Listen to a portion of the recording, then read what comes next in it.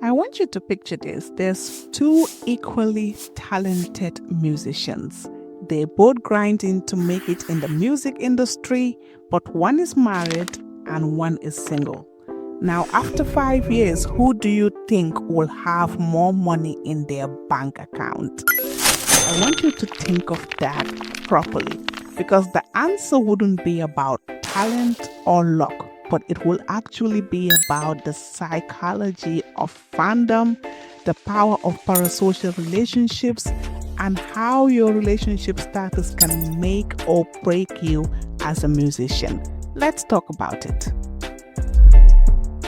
Now, before we dive into the dollars and the cents, I want you to like this video and comment where you're tuning in from. What country are you tuning in from? I'm interested to know that. Now, we need to understand something crucial when it comes to music fans and artists. Fans don't just buy the songs, they buy into fantasies. And those fantasies directly impact how much money artists make. So we all know that research has shown that fans usually have a parasocial relationship with their musicians. This is a one-sided emotional connection where fans feel like they personally know the artist. So now that we've gotten that out of the way, let's talk about the single musician advantage, which is selling the dream. So single musicians, these are people who don't have a wife or a girlfriend, or who show the public that they don't have a wife or a girlfriend. So they have a massive psychological advantage in fan engagement, because with them, fans believe they have a chance. How, with their favorite artists? You might think, what do you mean? Like all of the fans? Yes, they do. Because they feel like they have a chance with this artist, they invest more emotionally and financially. This isn't just theory. This is proven marketing psychology that record labels have exploited for decades. You will see for decades there will be an artist who will show themselves as single, but behind the scenes they have someone. You have even seen it in some movies. But it works, and sometimes it doesn't work, because the moment fans feel like their fantasy is impossible, the engagement will drop, and we have a case study for this. Let's talk about what happens when the fantasy breaks, and we will use Chance the Rapper, who's a perfect case study of how a marriage can tank a musician's brand. So Chance the Rapper in 2019 released The Big Day. It was an entire album dedicated to his wife, and fans and critics did not like that album. They labeled it corny. They just did not like that album. And I didn't understand it then. I was thinking to myself, but why wouldn't you want, an album where somebody is dedicating it? Doesn't love sell? We usually say love sells. So what went wrong? I believe Chance shattered the parasocial relationship that his fans had with him, because when he originally came out, he showed himself. I think most people didn't know that he was in a relationship. So fans who once imagined themselves in his world suddenly felt excluded by the constant references to his wife, with the whole album dedicated to his wife. Now, on the other hand, we have the power couple, which is Jay-Z and Beyonce, who have a combined net worth of $3.2 billion. Imagine this worked. But why did theirs work and then Chance's own did not work? Let's look at it. So when it comes to Jay-Z and Beyonce, they have created collaborative content that doubles their reach. They have also cross-pollinated their fans.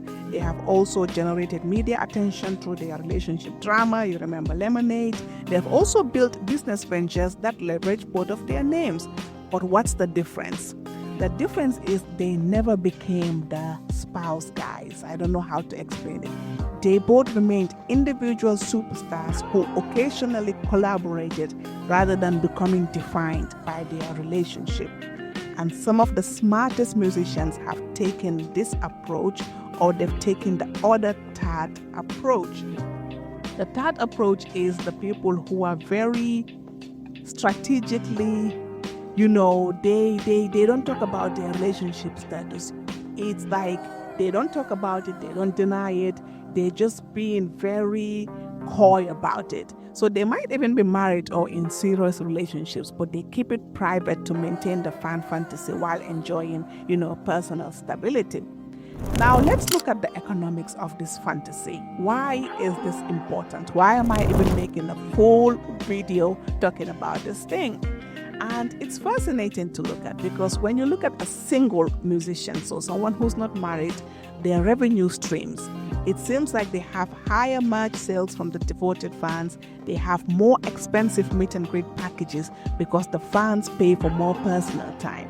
They have stronger streaming engagement from emotional investment, and they have lucrative brand partnerships, targeting the single demographics, and they have high concert ticket due to devotion. But when it comes to the married ones, it seems like the parasocial relationship reduces. It depends on who it is. There's lower merch sales unless they're a power couple like Jay-Z and Beyonce, and there's less media attention for lifestyle and dating content, which I'll say there's more. It seems like people, the more drama there it is, people would tune in more. But if there isn't drama, then they wouldn't tune in. Now, I looked at other people like Taylor Swift, who has masterfully, used her relationship status as content, and it has worked. I look at somebody like Drake, who has built entire albums around relationship drama, real or manufactured, but he's used that to maintain relevance. Now let's look at the branding around this. I feel like both of them can work, but you have to work on the branding. Single artists who leverage fantasy marketing, who their audience feel like they can have something with them, they do well. Power couples who build combined brands also do well, but it has to be a power couple. People need to like both of them. Married artists who keep relationships private or separate from their brand, they also work well. And artists who strategically time relationship also work well, like Taylor Swift.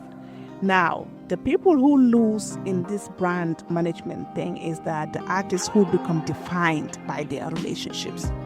If you start becoming defined by your relationship, as soon as something happens to that relationship, you start losing relevance. Even if you try to replace that person with somebody else, it still doesn't work. I'm sure you know so many people like that. Let me know.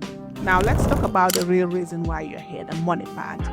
The music industry is ultimately about selling dreams. You sell dreams to people, and relationship status directly impacts which dreams artists sell. So, like I've said, single musicians have psychological advantages in fan engagement and often translate to higher earning potential.